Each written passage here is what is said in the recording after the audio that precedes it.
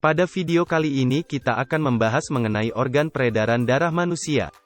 Mari simak dengan baik. Alat peredaran darah manusia terbagi menjadi tiga, yaitu jantung, pembuluh darah, dan darah. Kita bahas yang pertama yakni jantung. Jantung adalah alat untuk memompa darah. Jantung sendiri terbagi menjadi 4 ruang. Pertama yakni serambi kanan, yang berfungsi menerima darah kotor yakni karbon dioksida dari seluruh tubuh.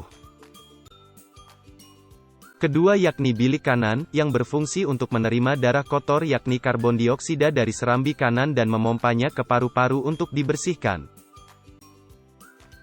Ketiga yakni serambi kiri, berfungsi untuk menerima darah bersih kaya oksigen dari paru-paru. Keempat yakni bilik kiri, berfungsi untuk menerima darah bersih dari serambi kiri dan memompanya ke seluruh tubuh. Antara serambi dan bilik dibatasi oleh katup yang berfungsi untuk mencegah bercampurnya darah oksigen dan karbon dioksida.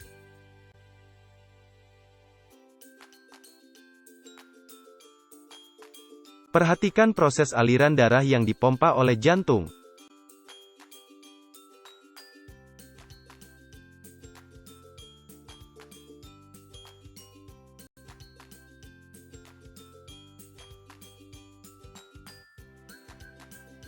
Jantung terletak di rongga dada sebelah kiri. Ukuran jantung orang dewasa kurang lebih sekepalan tangan pemiliknya. Jantung dilapisi selaput perikardium. Jantung terus berdenyut tanpa henti selama masih hidup.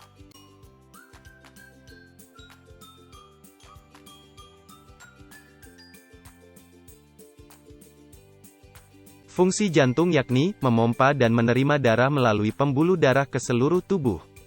Memompa darah ke paru-paru untuk mengambil oksigen. Membantu membuang sisa metabolisme.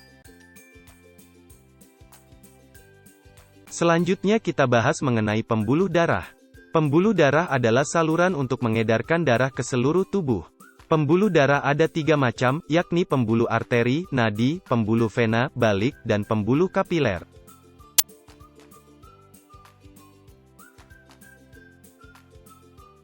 Pembuluh arteri mengalirkan darah dari jantung menuju seluruh tubuh.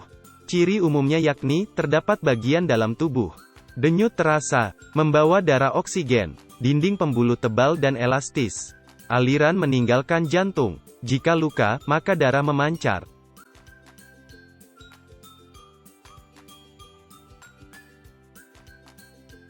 Pembuluh vena mengalirkan darah dari seluruh tubuh menuju jantung. Ciri umumnya yakni, terdapat di permukaan tubuh. Denyut tidak terasa, membawa darah karbon dioksida, dinding pembuluh tipis dan tidak elastis. Aliran menuju jantung. Jika luka, maka darah tidak memancar.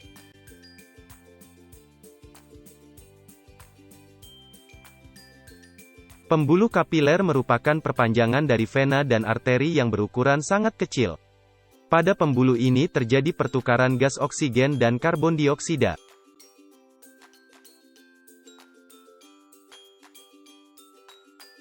Selanjutnya kita bahas mengenai darah. Darah merupakan cairan yang mengalir di dalam pembuluh darah. Fungsinya yakni, mengangkut sari makanan, mengatur suhu tubuh, pertahanan sel-sel tubuh.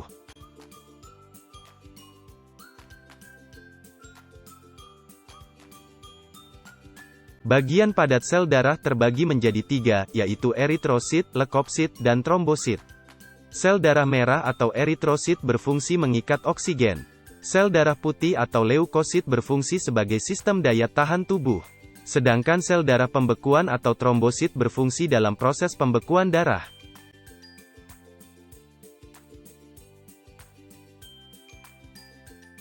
Selamat belajar dan tetap semangat!